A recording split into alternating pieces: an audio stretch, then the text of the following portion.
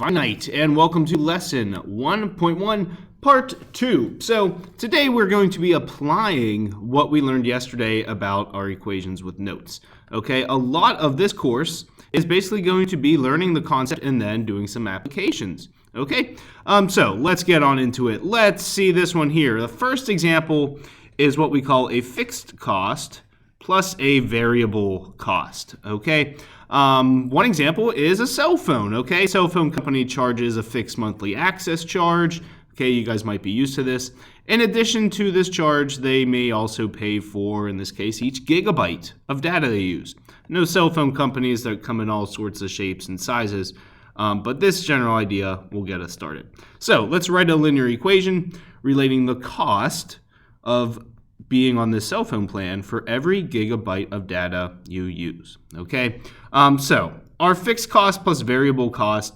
The variable cost, that's always what is going to be the rate, okay, or what varies, hence variable, each month. Okay, and some students can confuse this as they start to write these equations.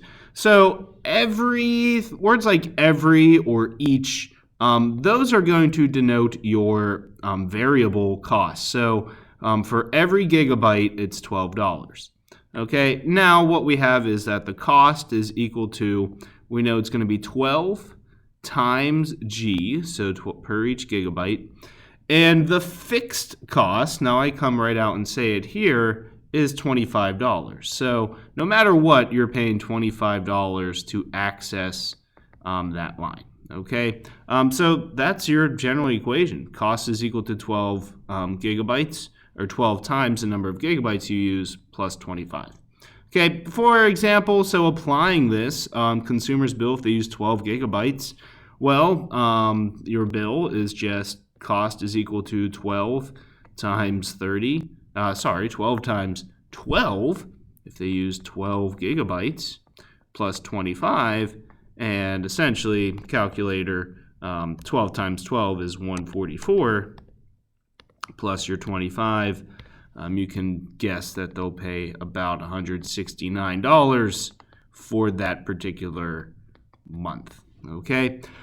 Now, graphing these, it is always useful to graph these. Again, they're things that I won't be super particular about, but when we're graphing from a range, okay, particularly with word problems, you're usually going to always start at 0, okay? Not always, but usually in a positive, because it only makes sense that we're only going to use at most 0, or at least 0 gigs, and maybe we're just considering up to 30.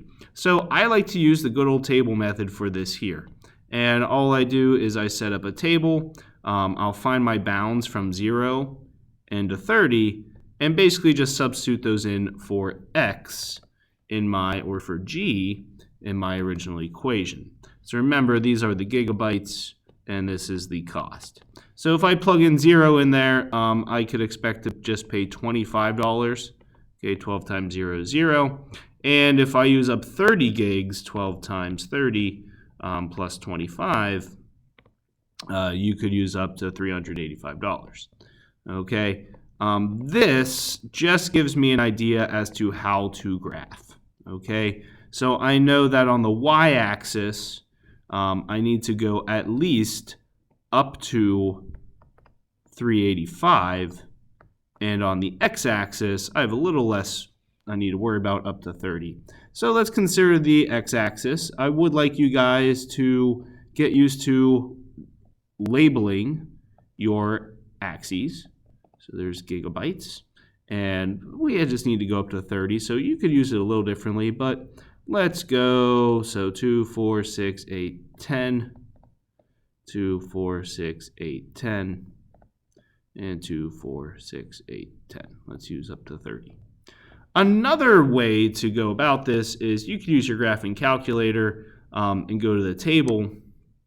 So I'll show you that little method here. We do need to go up to 385. Let's just go by, say, we can say tens.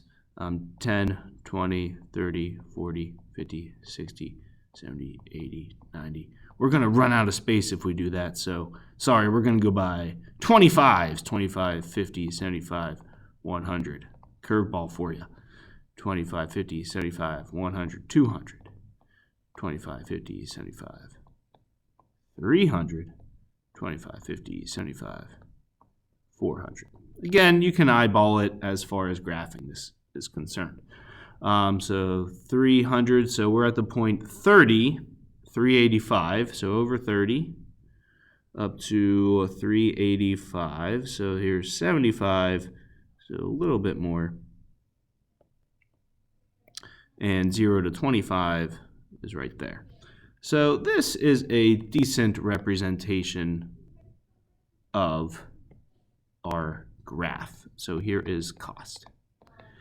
If you ever want to know how to do this in your calculator, well, we could just type in 12 times x plus 25.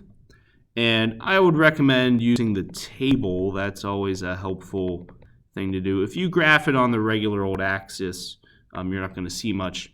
And this can help you get some ideas here. So if you just go up and down the table, these can give us some more points maybe that are nicer to graph. I won't be, again, super particular about all this, but that gives you an idea as to how to graph the equation, so cost and so forth. The next type of application is what I consider a modified linear equation. Okay, basically, so this is, in our example, a new car ride service charges customers a flat fee of $35, and they get the first 10 miles for free. Okay, so that's kind of nice. But for every ride over 10 miles, then they start being charged $5. So if you had to look at this on a table, so to speak, if we're looking at the miles and the cost, okay, first 10 miles are free. So you pay that $35. So even if you travel under a mile, you're still paying $35. If you go 1 mile, you're still just paying $35, 2, $35, all the way up to 10, you're just paying $35. Afterwards, once you pay 11, or once you go to 11, you pay the $35 plus for that mile over 10. So plus another $5 means it's 40. So we want a way to represent this algebraically. So our linear equation is going to be our cost. It's going to equal $5. That is the amount per mile. So we're still being charged some extra amount. And we're going to take the number of miles we travel and subtract the number of free miles we get. So it's going to be miles minus 10, because we're not charging for anything up to 10. And we have the flat fee at the end here.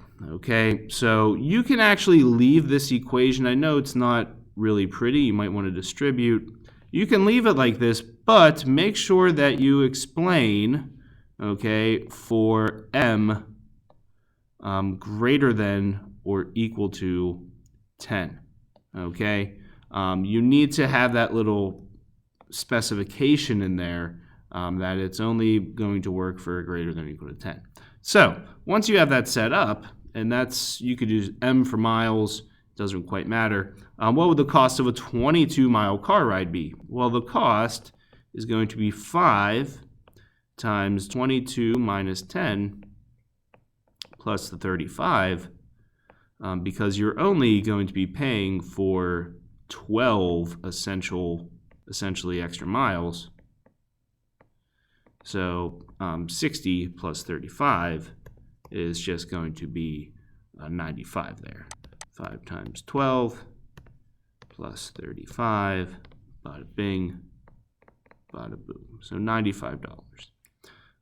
So be careful with some of these. If it asked what the cost of a 5-mile car ride would be, so what would the cost of a 5-mile? Well, you're not going to use 5 minus 10. They're not going to give you money back.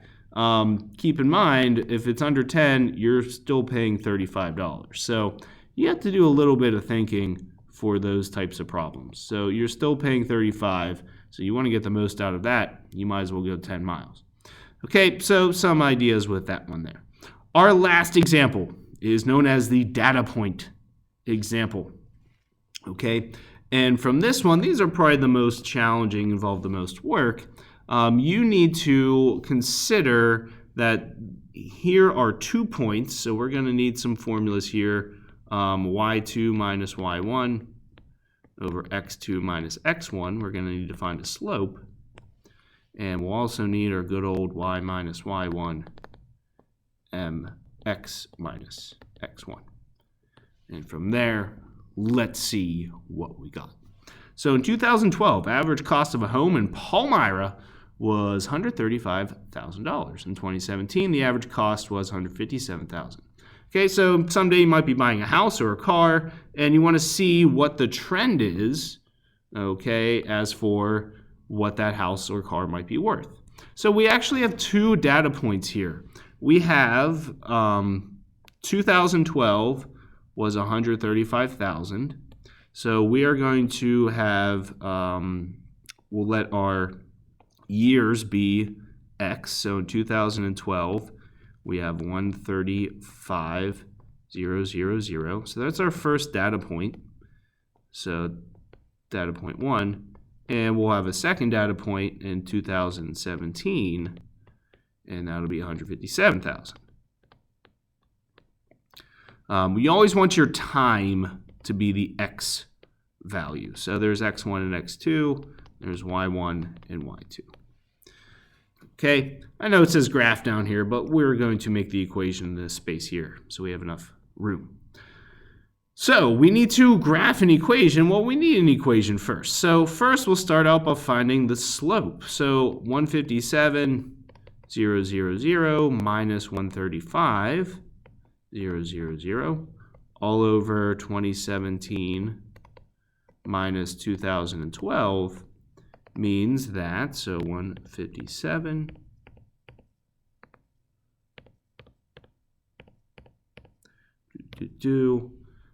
it's 22,000 all over, there's 5 years between there, which means essentially each year, in this case, it is going up $4,400. Okay, so that's kind of our rate. So you might want to make a note of that, is every year it increases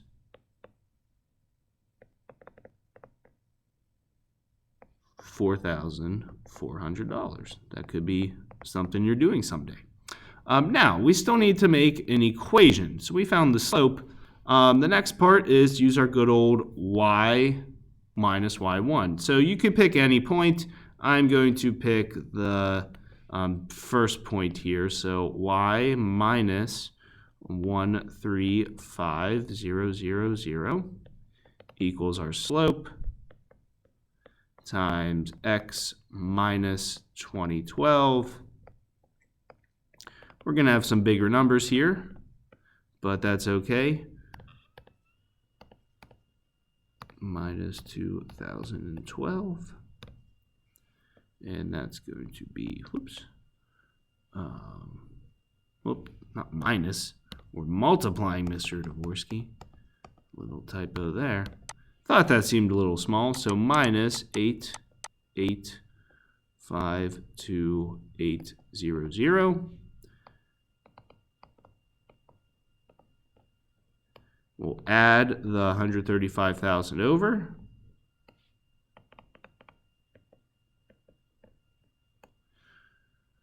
So it is going to be negative. I'll just switch it up after I do this here. So that means it is 8,717,800.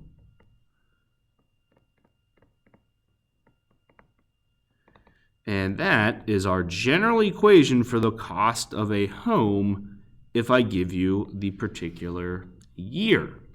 Okay, so we want to graph from 2012 to 2020. So I know that was last year or a few years ago, but that's okay. We'll just do it over that time. So from there, we'll just make our good old data charts, X and Y.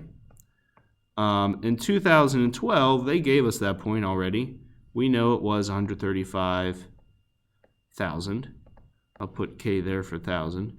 And for 2020, if we use our equation, okay, and we substitute 2020 in for X, that will tell me the cost of a home in 2020, roughly.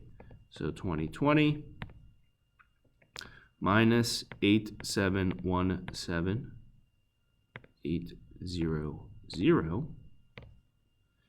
And we're looking at about 170 and 200. If you round around 170K, that's fine as well. So we want to graph this now. Now I know I don't give you very much to look at here, but again, it's just more so for you to visualize what's going on here. So we're going to have our years on the x-axis, or the year. And we don't need to, we can start right at 2012 actually. So 2012, we'll make some space here, so we'll say every 2 is a year, 13, 14, 15, 16, 17, 18, 19, 20. 2020. Okay, and as for the cost, if we consider in thousands, so cost in 100,000, in 100,000, then we can just go by tens and so forth. So we need to get up to 170. We can even start. We know we're starting at 135. So even if we just need to go up to 170. If we go by tens, we should be okay. So 10, 20, 30, 40, 50, 60, 70, 80, 90, 100. So that would be 100,000, okay?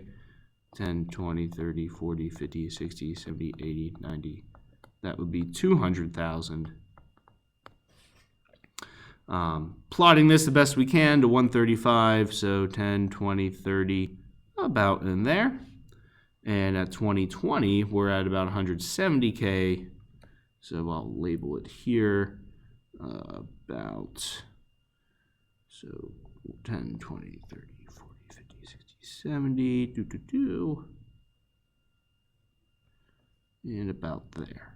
Hopefully I lined those up, and we can see a line occurring there. So again, not the most perfect graph, but that does give us a visual idea.